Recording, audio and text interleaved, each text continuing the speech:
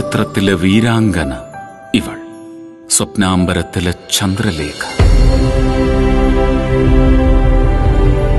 വിണ്ണിൻ പ്രഭാവങ്ങളൊന്നായി ഇടം ചേർന്ന പൂവാണ്, പുഴയാണ് പെൺ പെരുമ.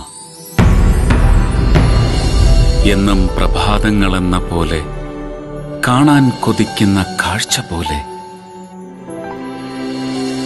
ഉള്ളിന്റെ ഉള്ളിൽ കുറിച്ചതല്ലേ, ചൊല്ലാതെ ചൊല്ലാൻ കൊതിച്ചതല്ലേ.